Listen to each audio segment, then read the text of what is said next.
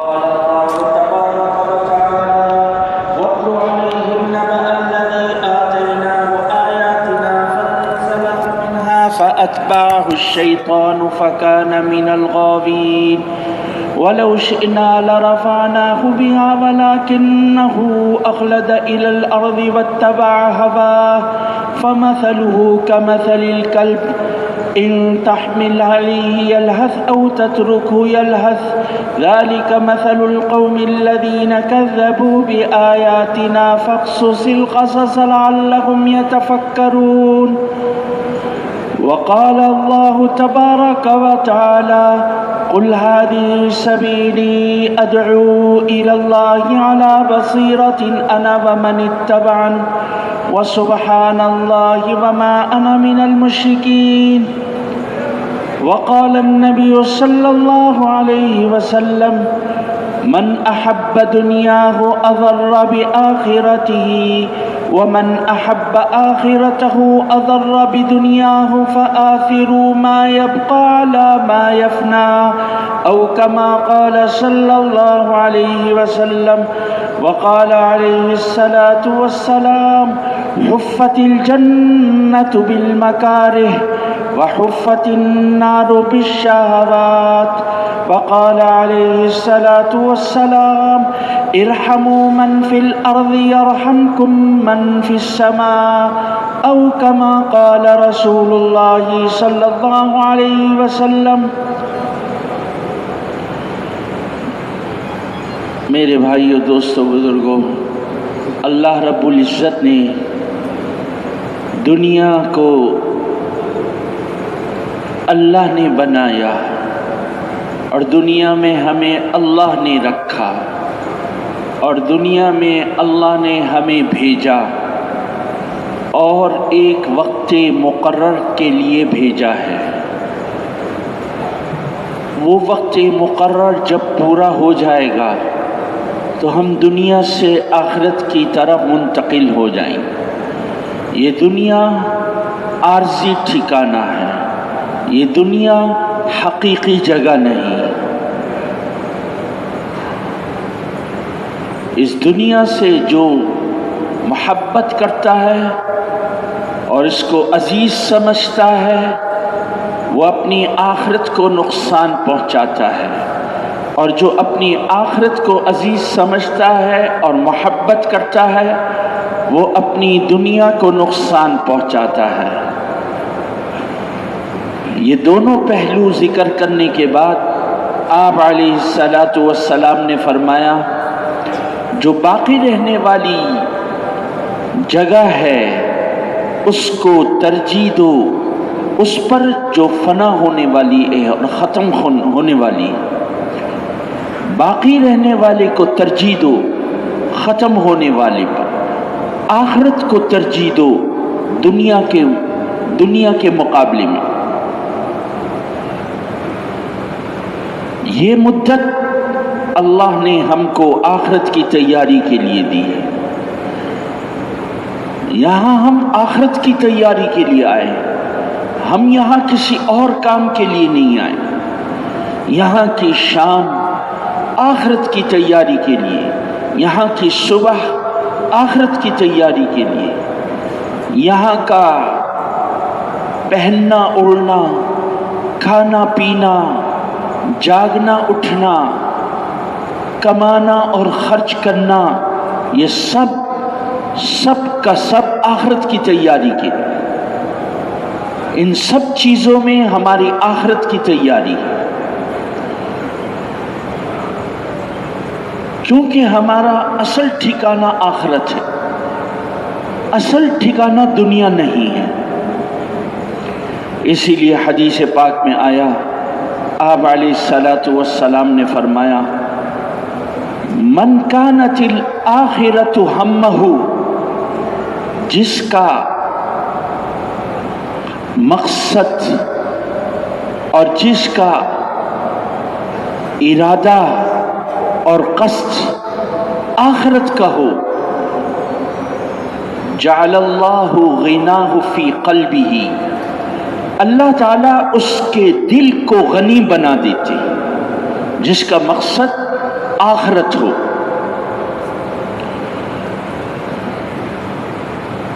وَجَمَعَ لَهُ شَمْلَهُ، اس کے امور کو اللہ تعالی جمع کر کے اس کے سامنے رکھ دیتی، اس کا شیرازہ یکجا کر دیتی.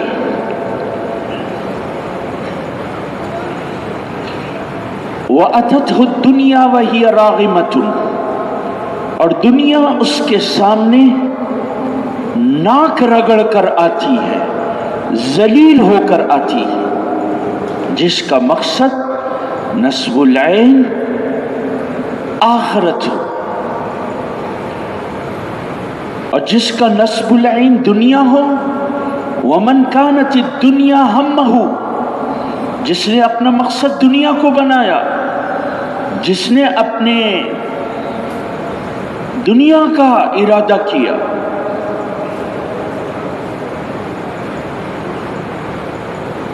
جعل اللہ فقرہ بین عینیہ، اللہ تعالی اس کے فقر کو اس کے آنکھوں کے سامنے کر دیتا.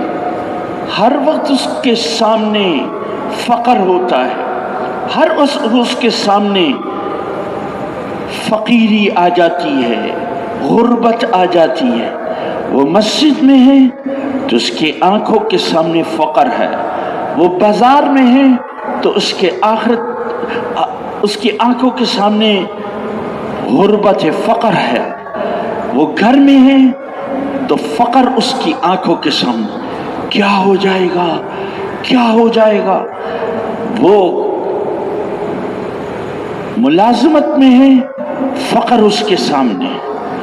وہ سو رہا ہے، فقر اس کے سامنے. وہ جاگ رہا ہے، فقر اس کے سامنے. جعل اللہ فقرہ بین عینیہ، ہر وقت اس کے سامنے فقر ہی فقر ہوتا. کیا ہوگا، کیا ہوگا؟ اس لیے کہ اس نے اپنی مقصد دنیا بنا. وَفَرَّقَ لَهُ شَمْلَهُ، اور اللہ تعالیٰ اس کے امور کو پھیلا دیں گے، منتشر کر دیں گے، اس کا شیرازہ بکھیر دیں گے. وَلَمْ تَأْتِهِ إِلَّا مَا قُدِّرَ لَهُ، اور دنیا اس کے پاس اتنی آئے گی جتنی اس کے مقدر میں ہے، مقدر سے زیادہ نہیں لائی. کیا فائدہ ہوا دنیا کو مقصد بنانے کی؟ کیونکہ دنیا تو اس کے سامنے، دنیا تو اس کے پاس اتنی آئے گی جتنے مقدر ہے، مقدر سے زیادہ نہیں آ سکتی. او کما قال صلی اللہ علیہ وسلم، جیسے کہ آپ علیہ السلام نے فرمایا. تو اس لیے میرے بھائیوں، ہمارا سامنے آخرت ہو، آخرت مقصد بنایا ہوا ہو. آخرت میں بڑی بڑی گھاٹیاں آنے والی ہیں، بڑی بڑی مراحل آنے والے ہیں. آپ صلی اللہ علیہ وسلم نے فرمایا اطت السماء وحق لها ان تئت، آسمان چرچراتا ہے اور اس کا حق ہے کہ وہ چرچرائے. آسمان چر کرتا رہتا ہے اور اس کا حق ہے کہ وہ چر کرے. جب کسی چیز پر بوجھ ہو جاتا ہے تو وہ آواز ظاہر کرتی ہے، وہ چیز آواز ظاہر، جیسے لکڑی کی کرسی ہو، ایک آدمی کے بیٹھنے کی جگہ ہے، اس پر اگر 2 آدمی بیٹھ جائیں گے تو وہ کرسی چر کرے گی. جیسے چارپائی ہے، 2-4 آدمی بیٹھے، لیکن اگر کوئی 10 آدمی اس پر سوار ہو جائے تو اس کی لکڑی میں سے آواز آئے گی اور وہ چر کرے گی. وَحُقَّ لَهَا أَن تَئِتَّ، اس کا حق ہے کہ وہ آسمان چرائے. مَا فِيهَا مَوْضِعُ 4 أَصَابِعَ إِلَّا وَمَلَكٌ وَاضِعٌ جَبْهَتَهُ سَاجِدًا لِلَّهِ تَعَالَى. فرمایا آسمان پر 4 انگلیوں کے برابر ایسی جگہ خالی نہیں ہے جہاں فرشتے سجدہ ریز نہ ہوں. 4 انگلیوں کے برابر بھی ایسی جگہ خالی نہیں. کوئی رکوع میں ہے، کوئی سجدے میں ہے، کوئی قیام میں ہے، سارا آسمان فرشتوں سے بھرا ہوا ہے اور آسمان چرچراتا ہے۔ پھر آپ علیہ السلام نے فرمایا لو تعلمون ما اعلم لضحكتم قليلا ولبكيتم كثيرا وما تلذذتم بالنساء على الفرش ولخرجتم الى السعودات تجأرون الى الله تعالى، کہ جو میں جانتا ہوں آخرت کے بارے میں اگر تم جاننے لگ جاؤ تو تم ہنسنا کم کر دو اور رونا زیادہ کر دو۔ جو میں جانتا ہوں آخرت کے بارے میں وہ اگر تم جاننے لگ جاؤ تو تم ہنسنا کم کر دو اور رونا زیادہ کر دو۔ وما تلذذتم بالنساء على الفرش، اور بستروں پر اپنی بیویوں سے لذت حاصل کرنا چھوڑ دو، اور جنگلوں کی طرف اور بیابان کی طرف اور صحرا کی طرف پناہ حاصل کرنے کے لیے نکل جاؤ۔ جو میں جانتا ہوں جو وہ تم جاننے لگ جاؤ۔ اس لیے میرے بھائیوں، دنیا میں ہم آخرت کی تیاری کرنے آئے، آخرت ہمارے سامنے رہے، ہر وقت ہمارے سامنے آخرت رہے۔ کہیں اس دن کے بارے میں کہا یوم الآزفہ، کہیں یعنی مصیبت کا دن، کہیں اس دن کے بارے میں فرمایا یوم الحسرہ، حسرت کا دن، کہیں فرمایا یومن تتقلب فیہ القلوب والابصار، کہ وہ دن ایسا ہوگا جس دن دل اور آنکھیں پلٹ جائیں گی۔ کہیں فرمایا وَخْشَوْا يَوْمًا لَا يَجْزِي وَالِدٌ عَنْ وَلَدِهِ وَلَا مَوْلُودٌ هُوَ جَازٍ عَنْ وَالِدِهِ شَيْئًا، کہ وہ دن ایسا ہوگا، ڈرو اس دن سے، نہ باپ بیٹے کی طرف سے اس سے بدلہ لیا جائے گا، نہ بیٹے سے باپ کے بدلے بھی۔ کہیں فرمایا یوم یعض الظالم علی یدیہ، ظالم اپنے ہاتھ کو چبا جائے گا۔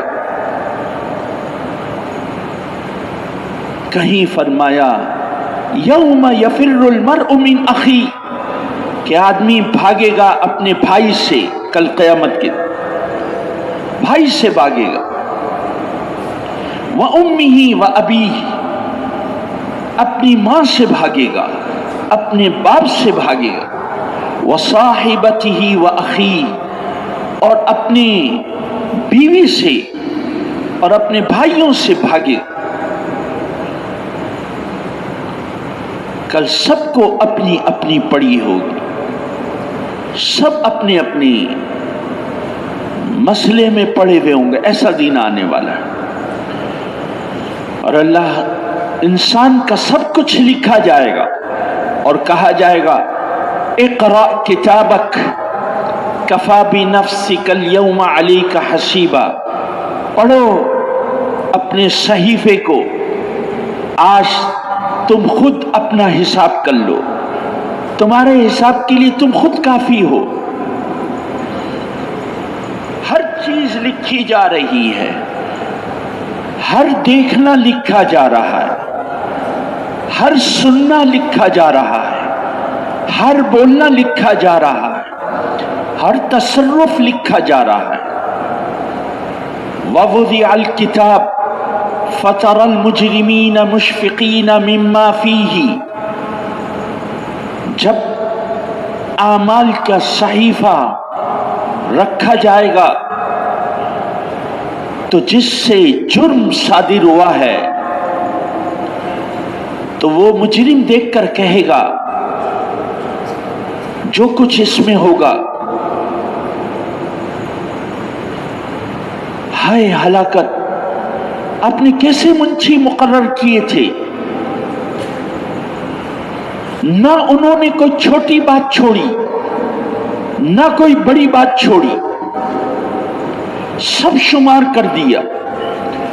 وَوَجَدُوا مَا عَمِلُوا حَاضِرًا، کل قیامت کے دن سب کیا ہوا سامنے آ جائے گا. تمہارا رب کسی پر بھی ظلم کرنے والا نہیں. اس لیے میرے بھائیوں، ہمارے سیدھے مونڈے پر اور بائیں مونڈے پر اللہ نے فرشتوں کو بٹھایا ہے. وہ لکھ رہے ہیں، ہر چیز لکھ رہے ہیں. مائل عن الیمین وعن الشمال قعید، دائیں ہاتھ پہ بھی فرشتے بیٹھے ہوئے اور بائیں ہاتھ پہ بھی فرشتے بیٹھے ہوئے. ما یلفظ من قول الا لدیہ رقیب عتید، جو بھی آدمی تلفظ کرتا ہے، جو بات بھی کہتا ہے، یہ مقرر فرشتے لکھ رہے ہوتے ہیں. میں یہ کہہ رہا ہوں یہ لکھ رہے ہیں، یہ بھی لکھ رہے ہیں، اور جو میں یہ کہہ رہا ہوں یہ لکھ رہے ہیں، یہ بھی لکھ رہے ہیں. دائیں ہاتھ کا فرشتہ اچھائیوں کو لکھتا ہے، بائیں ہاتھ پر بیٹھا ہوا فرشتہ انسان سے صادر ہونے والی برائیوں کو لکھ رہا ہے. ہماری ہر چیز محفوظ ہو رہی ہے. کل سب کا سب کے سامنے ظاہر ہو جائے گا، ہر کیا ظاہر ہو جائے گا.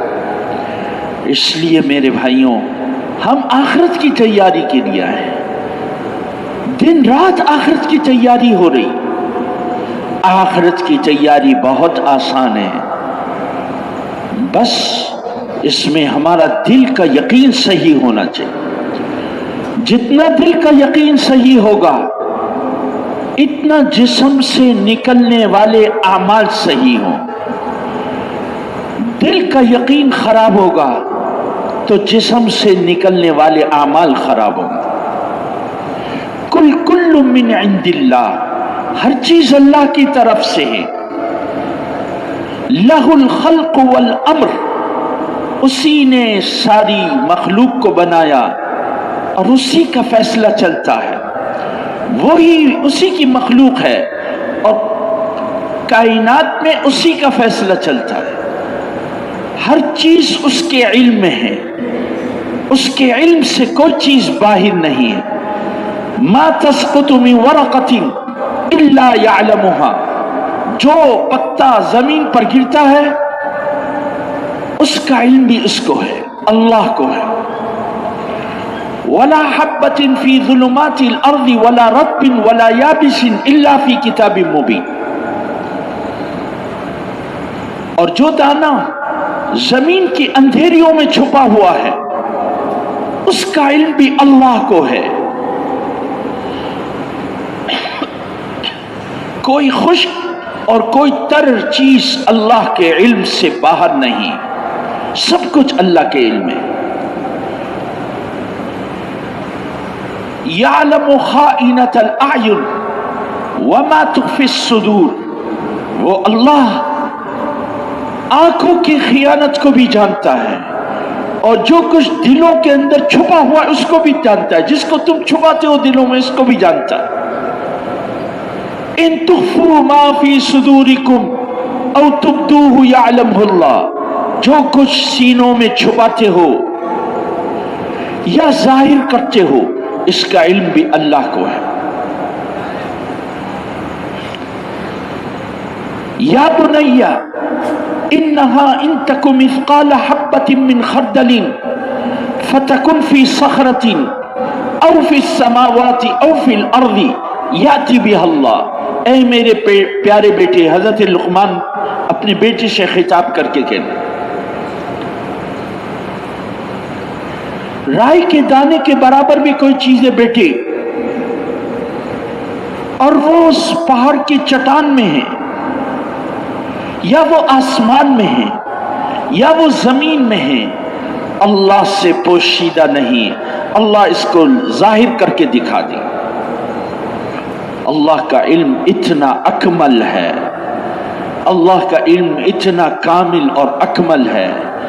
اللہ نے اپنے علم میں کامل کی بنیاد پر ایک ضابطہ بنایا ہے، اور وہ کیا ہے کہ دنیا میں کامیاب وہ انسان ہوگا جو اللہ کی مرضی کے مطابق زندگی گزارے گا، جو اللہ کے حکموں کے مطابق زندگی گزارے گا، جو اللہ کے حکموں کے مطابق زندگی گزارے گا، اور جو رسول اللہ صلی اللہ علیہ وسلم کے طریقوں کے مطابق زندگی گزارے گا۔ الدین یسر، دین بہت آسان ہے، سب کچھ کیا جائے، کسی چیز کی بھی منع نہیں ہے، دین بہت آسان ہے۔ کوئی دین اسلام کی طرح آسان دین نہیں ہے، سب سے آسان دین وہ اسلام ہے۔ کھاؤ پیو پہنو اوڑو، خوشیاں مناؤ، غمی کا موقع ہے تو غم زدہ ہو جاؤ، شادی بیاہ کرو، خوشیاں کرو، کماؤ، خرچ کرو، بس ان دو پابندیوں میں کرو، بس ان دو پابندیوں میں کرو۔ ہر چیز میں یہ دیکھ لو کہ اللہ کا حکم کیا ہے، اور یہ دیکھ لو کہ حضور علیہ الصلاۃ والسلام کا کیا طریقہ ہے۔ ہم ہر چیز میں یہ دیکھ لیں اللہ کا کیا حکم ہے اور حضور علیہ الصلاۃ والسلام کا کیا طریقہ ہے۔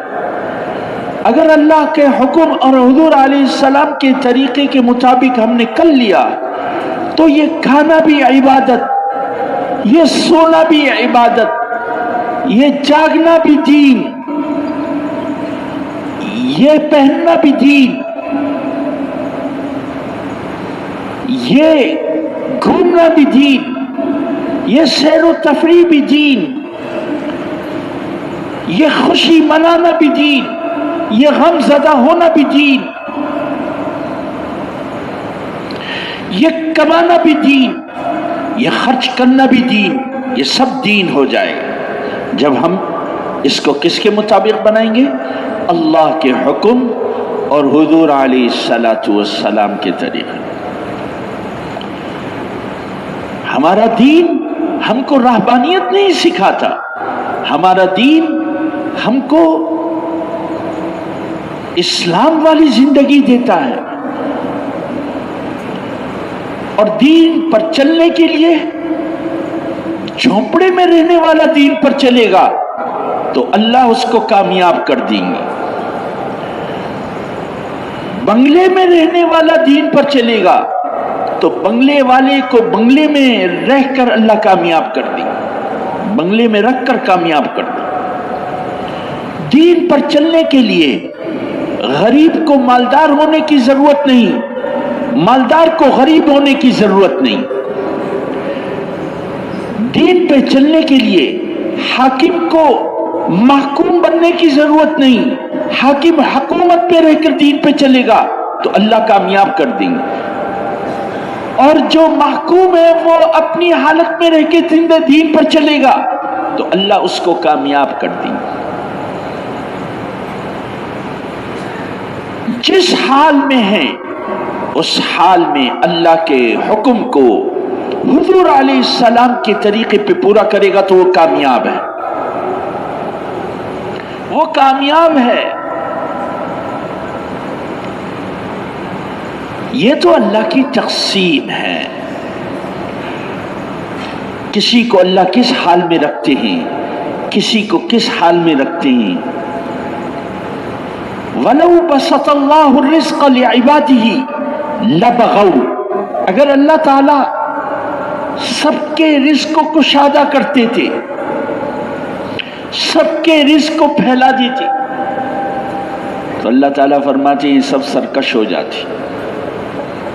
اللہ حکیم ہے، اللہ حاکم ہے، اللہ حکیم بھی ہے اور حکیم بھی ہے۔ اس کو معلوم ہے کہ مجھے اپنے بندے کو کس حال میں رکھنا ہے، مجھے اپنے بندے کو کس حال میں رکھنا ہے۔ اللہ یبسط الرزق لمن یشاء ویقدر، اللہ ہی رزق کو کشادہ اور تنگ کرتے ہیں، اس کے علم میں ہے کس بندے کو کس طرح رکھنا ہے، کس بندے کو کس حال میں رکھنا ہے۔ اسی لیے حدیث قدسی میں ہے ان من عبادی المؤمنین من لا يصلحه الا الفقر ولو اغنیته لافسده ذلك دینا۔ میرے بعض ایمان والے بندے وہ ہیں جن کو میں غریب بنا کے رکھتا ہوں، اگر میں ان کو مالدار بنا دوں تو وہ اپنے دین کی حفاظت نہیں کر سکتے۔ ان من عبادی المؤمنین من لا يصلحه الا الغنى ولو افقدته لافسده ذلك دینا۔ بعض ایمان والے میرے وہ بندے ہیں کہ میں ان کو مالدار بنا کے رکھتا ہوں، مالدار بنا کے رکھتا ہوں، اگر میں ان کو فقیر بنا دوں تو وہ اپنے دین کی حفاظت نہ کر سکے۔ ان من عبادی المؤمنین من لا يصلحه الا السقم ولو صححته لافسده ذلك دینا۔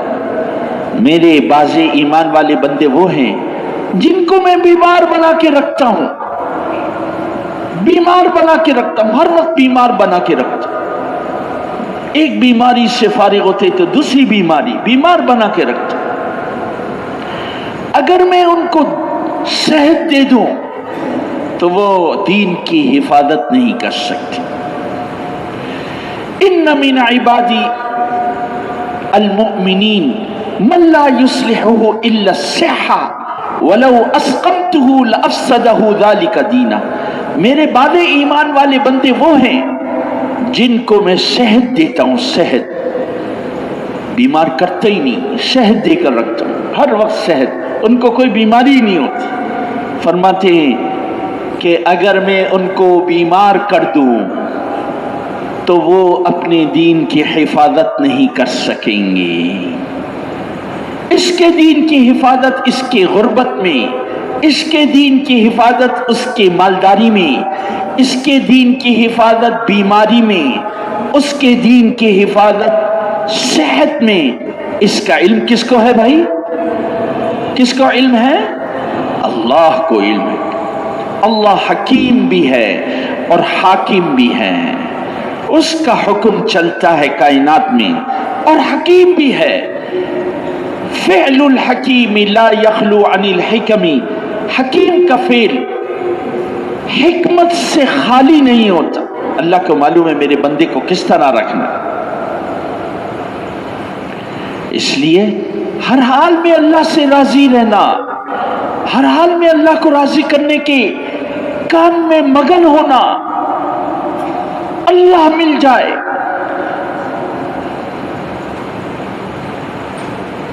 من کان للہ کان اللہ لہ، جس کے اللہ ہو جاتے ہیں، جو اللہ کا ہو جاتا ہے اللہ اس کے ہو جاتے، جو اللہ کا ہو جاتا ہے اللہ اس کے ہو جاتے۔ اس لیے اللہ کا ہو جانا، ہر وقت یہ دیکھنا میرے اللہ مجھ سے کیا چاہتے ہیں، اس کی کیا مرضی ہے، اس کا حکم کیا ہے، وہ کس چیز سے مجھ سے راضی ہوتا ہے، میں اس کو راضی کرنا اپنی زندگی کا مقصد بناؤں گا۔ حضرت عائشہ رضی اللہ عنہا نے ان کی طرف، حضرت عائشہ رضی اللہ عنہا کی طرف حضرت معاویہ رضی اللہ عنہ نے خط لکھا اور فرمایا اماں جان کچھ نصیحت فرما دیجئے اگرچہ مختصر ہو۔ تو حضرت عائشہ نے لکھ کر بھیجا من ارضى اللہ باسخاط الناس، حدیث کی کتابوں میں مختلف الفاظ آتی، میں یہ لفظ محفوظ کر سکا، من ارضى اللہ باسخاط الناس جس نے اللہ کو راضی کر کے لوگوں کو ناراض کیا. ہمارا دین لوگوں کو ناراض کرنا نہیں بتاتا. ہمارا دین لوگوں کو ناراض کرنا نہیں بتاتا کہ ہم لوگوں کو ناراض کریں. ہمارا دین تو سلامتی کا دین ہے،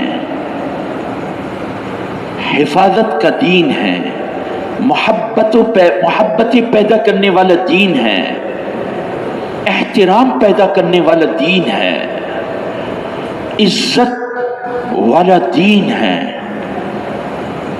یہ نہیں ہے کہ دوسروں کو ہم ناراض کرتے رہیں، ان کو پریشان کرتے رہیں، ان کو تکلیف دیتے رہیں. نہیں نہیں نہیں، ہمارا دین تو امن اور سلامتی والا دین ہے. ساری دنیا کے سامنے اس دین کو پیش کیا جا رہا ہے.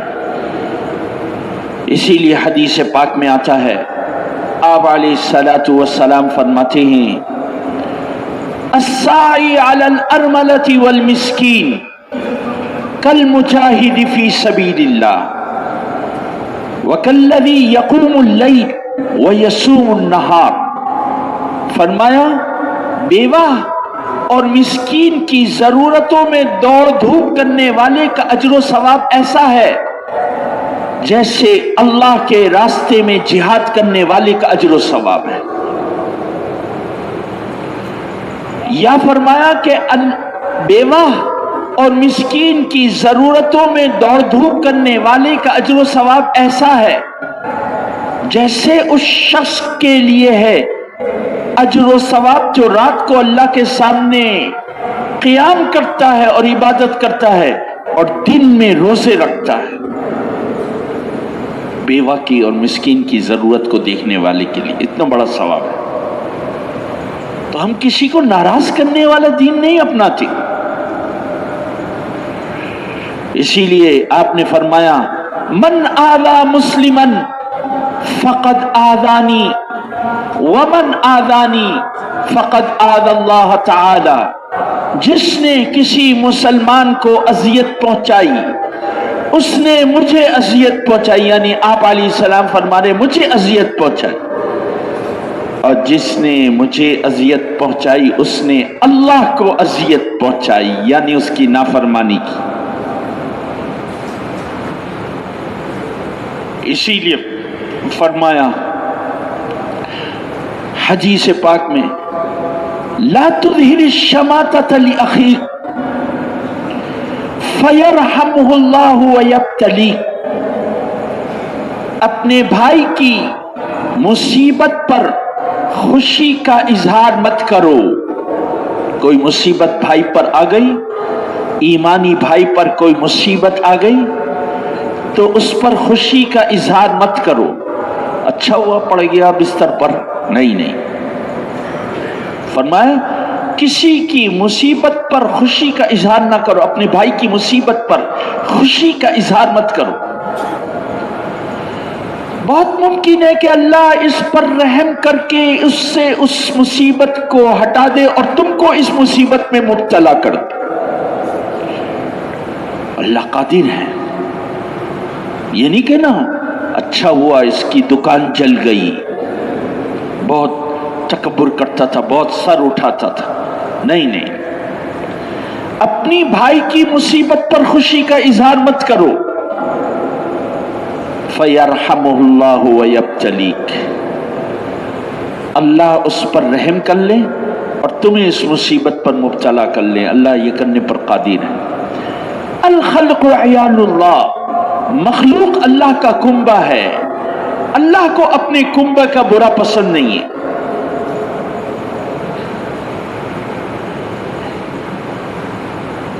اسی لیے فرمایا من عیر اخاہ بذنب، من عیر اخاہ بذنب لم یمت حتی یعملہ. جس نے کسی مسلمان بھائی کو ایسے گناہ کے بارے میں عار دلایا جس سے اس نے توبہ کر لی ہے اور اس کو عار دلایا، اچھا تم تو ابھی یہ باتیں کرنے، تم کیا کرتے تھے؟ جس نے کسی مسلمان بھائی کو عار دلایا ایسے گناہ کے بارے میں جس سے اس نے توبہ کر لی ہے، تو وہ عار دلانے والا اس وقت تک نہیں مرے گا جب تک کہ اس گناہ میں مبتلا نہ ہو جائے۔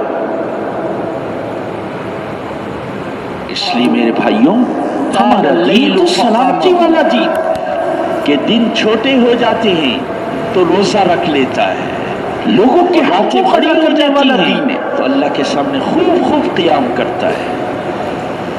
یہ تو بہاروں کے دن ہے مومن کے لیے۔ تو حضرت عائشہ رضی اللہ عنہا نے دن چھوٹے ہو جاتے ہیں کیا روزہ رکھ لیتا ہے، اور من ارضى الله باسخاط الناس، ہو جاتی ہے جس نے اللہ کو راضی کر کے لوگوں کو ناراض کیا عبادت کرتا ہے۔ یعنی اس کا مطلب یہ ہے جو اللہ کے راضی کرنے والے راستے پر چلا، جس کا نام باب لوگ اس سے روٹ چلے تو اس نے ان کے روٹنے کی پرواہ نہیں کی، اس دروازے سے روزے دار جنت میں داخل ہوں گے۔ کفاہ اللہ بینہ و بین الناس، وہ اللہ اس کے اور لوگوں کے درمیان کافی ہو جائے۔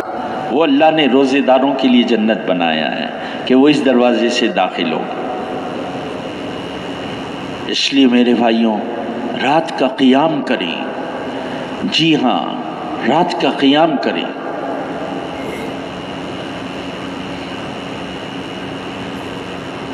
اب دیکھیں صبح صادق کب ہو رہی ہے؟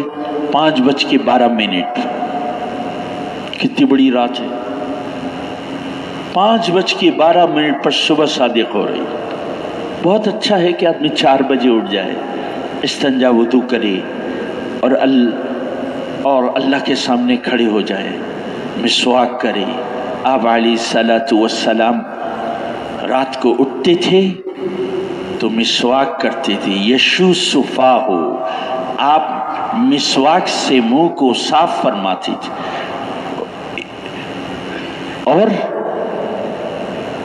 مسواک کرنے سے نیند بھی قطع ہوتی ہے اور منہ بھی صاف ہو جاتا۔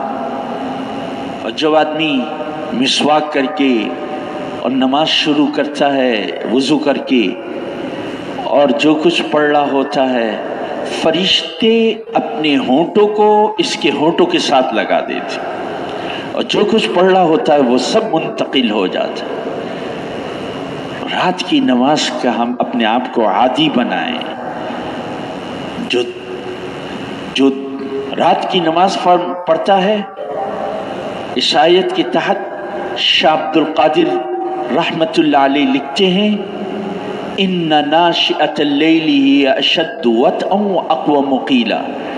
اس آیت کے تحت فرماتے ہیں کہ رات کی نماز ہے تو مشقت کا ذریعہ، نفس کو روندنا ہے، نیند کو بھگانا ہے، لیکن دن کا کام آسان ہو جاتا ہے، دن کا کام آسان ہو جاتا ہے۔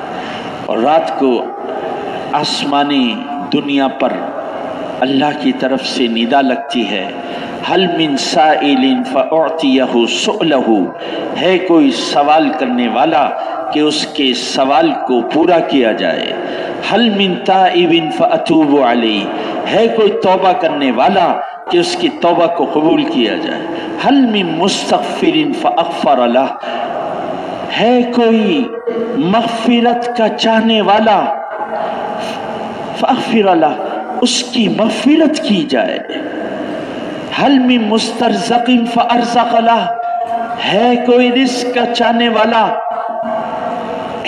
کہ اس کا رزق دیا جائے، حل من مستشف فاشفی لہ، ہے کوئی شفا کا چاہنے والا کہ ہم اس کو شفا دیں، لو بھائی شفا لو، لو بھائی رزق لو، لو بھائی جو مانگتے ہو مانگ لو، توبہ کرو، بخشش چاہو تو بخشش، سب کچھ رات کی نماز میں ہے۔ میرے بھائیوں، دن میں محنت کریں اور رات کو اللہ کے سامنے گڑ گڑا کر بل بلا کے ساری مخلوق کے لیے، ساری انسانیت کے لیے دعا مانگنا، ساری انسانیت کی دعا مانگنا کہ اللہ پوری امت کو ہدایت نصیب فرما، پوری امت کو ہدایت نصیب فرما، اور روزمرہ میں 5 وقت کی نماز میں اول وقت میں مسجد میں آنا. شیطان بہکاتا رہتا ہے، نہیں ابھی تو بہت وقت ہے، ابھی تو بہت وقت ہے. نہیں، ابھی تو اذان ہوئی ہے، 15 منٹ باقی ہے. تھوڑی دیر کہے گا 10 منٹ ہے ابھی، پھر 5 منٹ رہ جائیں گے، 5 منٹ ہے ابھی چلے جاؤں گا، وضو کر لوں گا بس. پھر کہے گا ہمارے امام صاحب تو بڑی نماز پڑھاتے، لمبی نماز پڑھتے، میں پہنچ جاؤں گا. اور جب وقت پورا ہو جائے گا اور اوپر ہو جائے گا تو کہے گا اب تو شاید مسجد میں تمہاری نماز نکل گئی ہوگی، شیطان وسوسہ ڈالتا. چلو پڑھنا ہی ہے نا نماز، یہی پڑھ لینا. وہ چھٹواتا نہیں ہے نماز کو، نماز کا انکار نہیں کرواتا، وہ وسوسے ڈال کر ابھی نہیں بعد میں، ابھی نہیں بعد میں مؤخر کراتا ہے، مؤخر کرا. اس لیے میرے بھائیوں، اول وقت میں ہمیں انشاءاللہ نماز میں حاضر ہونا ہے انشاءاللہ. اور اب تک جو اس میں غلطی ہوئی اللہ سے معافی مانگے، اور پچھلی فوت شدہ نمازوں کی ہم فوت شدہ نمازوں کی قضا کریں، اور روزانہ اللہ کی یاد میں بسا کریں. قرآن پاک کی تلاوت وقت مقرر کر کے کریں، وقت مقرر کر قرآن پاک کی تلاوت کریں. اگر قرآن پڑھنے نہیں آتا تو ایک پڑھنے والا جتنا وقت میں پڑھتا ہے اسی وقت میں سیکھنے کا اہتمام کیا جائے، تھوڑا تھوڑا تھوڑا تھوڑا. اور اس کی کوئی عمر نہیں، کوئی عمر نہیں. بڑی عمر میں بھی انسان سیکھ سکتا ہے، بڑی عمر میں بھی سیکھ سکتا ہے، چھوٹی عمر میں بھی سیکھ سکتا ہے. اپنے بچوں کو قرآن کا حافظ بناؤ، عالم بناؤ، دین کا داعی بناؤ، اللہ والے بناؤ، نیک بناؤ. نیک بناؤ اپنے گھر والوں، اپنے بچوں کو، اپنے گھر والوں کو نیک بناؤ، اپنے بچوں کو نیک بناؤ. ہمیں کوئی حق نہیں پہنچتا کہ یہ بچے ہمارے گھروں میں خوشیوں کا سامان بنتے ہیں.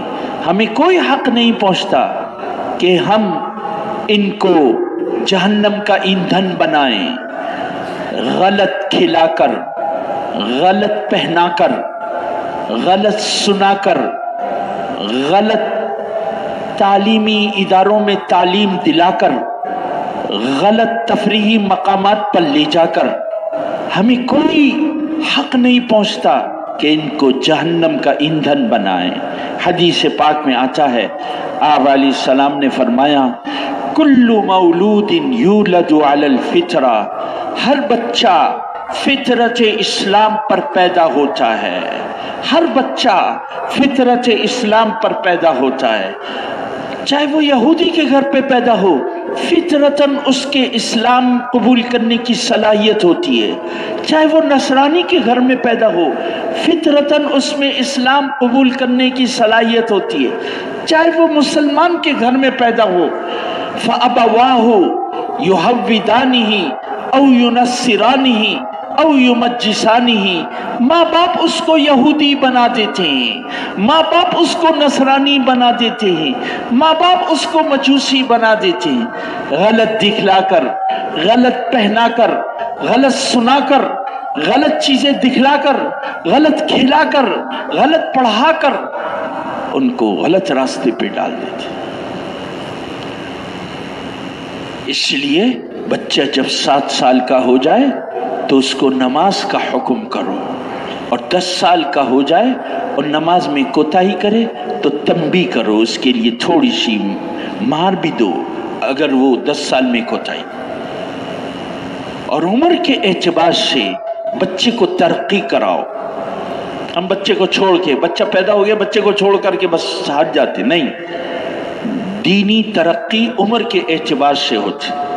12 سال کا ہو گیا، 14 سال کا، سیرودے میں لے جاؤ، سیرودے میں لے جاؤ. 18 سال کا ہو گیا ہے جی، اپنے والد کے ساتھ چلے میں جائے، بے فام بنا لو، شناختی کارڈ بنوا لو، اس کو چلے میں بھیجو.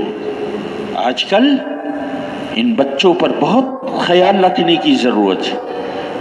پیار محبت سے خود بھی مقامی گشت کا اہتمام اور بچوں کو بھی مقامی گشت میں لا کر ان کے اہتمام کی کوشش کریں.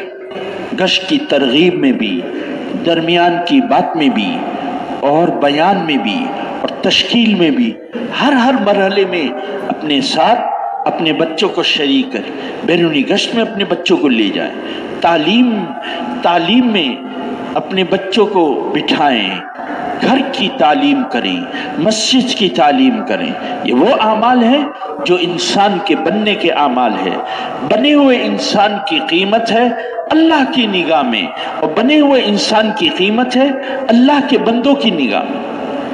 اس میں کمی نہ کریں، کوتاہی نہ کریں، ورنہ ہمیں موٹے موٹے آنسوؤں سے رونا پڑے گا اگر ہم نے اپنی نئی نسل کو اس دعوت کے کام میں نہیں لگایا۔ جی ہاں، اپنی نسل کو کام میں لگاؤ، اپنے پڑوسیوں کو لگاؤ۔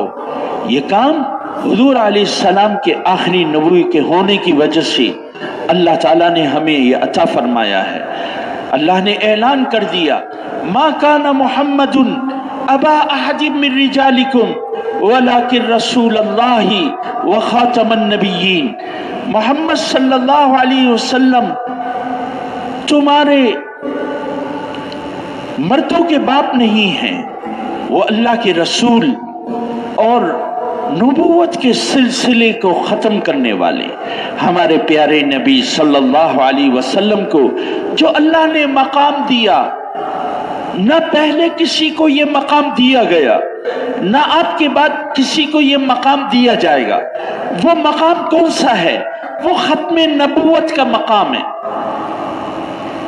آپ خاتم النبیین ہیں، نبوت کے سلسلے کو ختم کرنے والے ہیں۔ آپ نبی النبیین ہیں، نبیوں کے بھی نبی ہیں۔ آپ کی نبوت قیامت کے دن کو بھی شامل ہے۔ آپ اشرف الانبیاء والمرسلین ہیں، انبیاء اور رسل میں سب سے زیادہ فضیلت والے نبی ہیں۔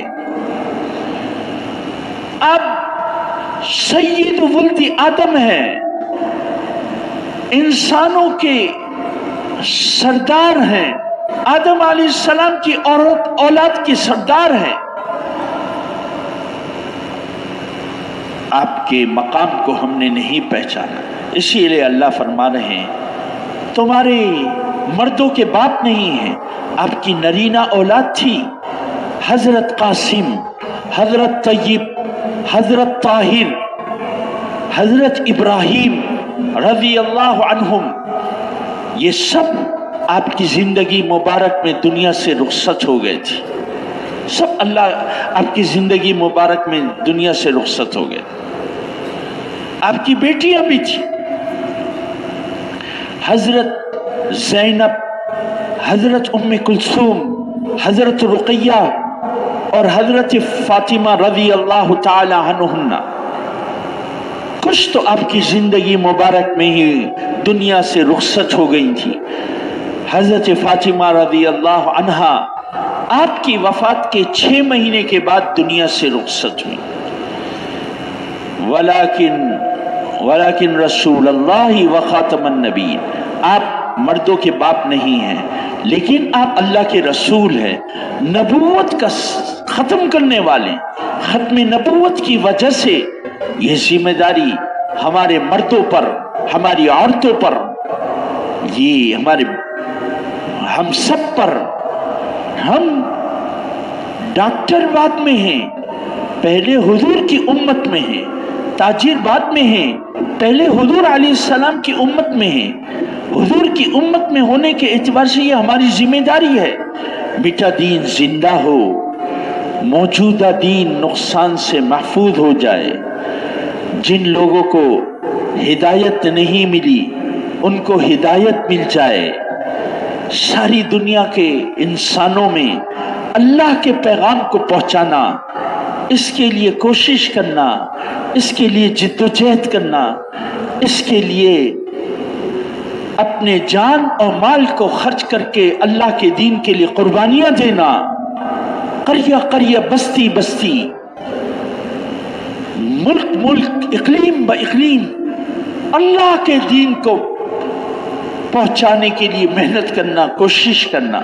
دین تو زندہ ہوگا، اللہ دین کو زندہ کریں گے، ہر کچے اور پکے گھر میں دین جائے گا۔ اس لیے اخلاص کے ساتھ اللہ ہمیں قبول فرما لے اور اللہ ہمیں اس کے لیے ذریعہ فرما دے۔ ہدایت تو اللہ دینے والے ہیں، کس کو کس وقت ہدایت دے دیں اللہ۔ اگر اللہ ہدایت دینا چاہے تو روم کے رہنے والے صہیب رضی اللہ عنہ کو ہدایت دینی، اگر اللہ ہدایت دینا جائے تو فارس کے رہنے والے سلمان رضی اللہ عنہ کو ہدایت دینی، اگر اللہ ہدایت دینے پر آئے تو وحشی جس نے آپ کے چچا کو قتل کیا تھا، شہید کیا تھا، اس کو ہدایت دے دی۔ اگر اللہ ہدایت دینے پر آئے ہندا جیسی خاتون کو اللہ ہدایت دے دی، اور اگر اللہ ہدایت دینا نہ چاہیں تو آپ کے چچا جیسے شخصیت جو ساری زندگی آپ کی مدد کرتے رہے، جب مرنے کا وقت آیا تو آپ علیہ السلام پر بڑا تقاضا ہوا کہ میرے چچا، میرے پیارے چچا اپنی اولاد کی ضرورتیں بعد میں دیکھتے تھے، حضور کی ضرورت کو پہلے دیکھتے تھے۔ حضور نے کہا اے چچا ایک مرتبہ کلمہ پڑھ لو۔ بغیر کلمے کی دنیا سے رخصت ہو گئے۔ حضور علیہ السلام کو بہت افسوس، بہت افسوس، اور آیت نازل ہوئی انک لا تہدی من احببت، جس کو آپ چاہیں اور جس کو آپ پسند کریں ان کو ہدایت نہیں ملی، ولیکن اللہ یہدی من یشاء، اللہ اس کو ہدایت دیں گے جس کو چاہیں گے۔ قوم کی عار ذریعہ بن گئی کہ قوم کیا کہے گی، اور بغیر کلمے کے چلے گئے۔ اگر اللہ ہدایت نہ دینا چاہیں تو نبی کے بیٹے کو نہ دے۔ طوفان آیا اور انہوں نے کہا، نوح علیہ السلام نے یا بنی ارکب معنا ولا تکن مع الکافرین، اے میرے بیٹے ہمارے ساتھ سوار ہو جاؤ اور کافر قوم کے ساتھ مت ہو۔ کہنے لگا سآوی الی جبل یعصمنی من الماء، میں ان قریب ٹھکانہ پکڑ لوں گا پہاڑ پر، وہ مجھے بچا دے گا اس طوفان سے۔ قال لا عاصم اليوم من امر اللہ، اللہ کے حکم سے آج کوئی نہیں بچ سکتا، نہیں بچا سکتا کوئی، الا من رحم، جس پر اللہ رحم کرے وہ بچ سکتا۔ وحال بینہم الموج فکان من المغرقین، اور پانی کا موج آئی اور وہ حائل ہو گئی اور وہ غرق ہونے والوں میں ہو گیا۔ حضرت نوح علیہ السلام نے کہا اے اللہ یہ میرا بیٹا ہے، تو اللہ نے جواب میں فرمایا یا نوح انہ لیس من اہلک، اے نوح یہ تمہارا اہل نہیں ہے، انہ عمل غیر صالح، اس کا عمل اچھا نہیں ہے، نیک اس کے اعمال نہیں ہے۔ فلا تسألنی ما لیس لک بہ علم، تو آپ ہم سے اس بات کا سوال نہ کریں جس کا علم آپ کے پاس نہیں ہے۔ میرے بھائیوں، اگر اللہ ہدایت نہ دینا چاہیں تو نبی کے بیٹے کو بھی نہ دے۔ نوح علیہ السلام کی بیوی اور لوط علیہ السلام کی بیوی، کتنا بڑا شرف ہے اور کتنی بڑی عزت کی بات ہے کہ نبی کے گھر میں گھر والی ہونا، نبی کی بیوی ہونا، لیکن جب انہوں نے ہدایت کے اسباب نہیں اپنائے تو اللہ نے قرآن میں ان کا قصہ بیان کیا۔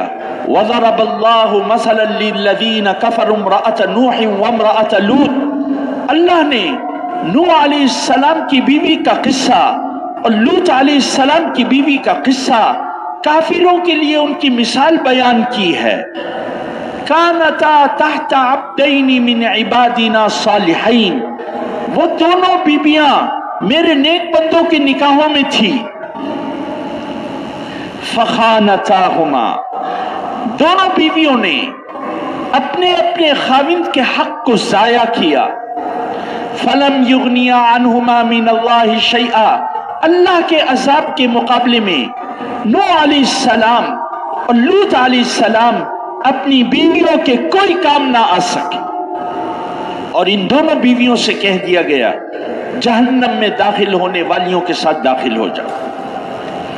اس لیے میرے بھائیوں، ہدایت اللہ خود دیتے ہیں، ہدایت اللہ خود دیتے ہیں۔ جو گر گراتا ہے ہدایت کے اسباب اپناتا ہے، اللہ کی طرف رجوع کرتا ہے اور دین کے لیے مشقت اور جد و جہد برداشت کرتا ہے، اللہ اس کو ہدایت دیتا ہے۔ اللہ کرے اللہ ہم سب کو خلق خدا کی ہدایت کا ذریعہ بنا دے، کائنات کی مخلوق کی ہدایت کا اللہ ذریعہ بنا دے، ہدایت کی صفت اللہ ہماری طرف متوجہ کر کے ہدایت کا ذریعہ بنا دے۔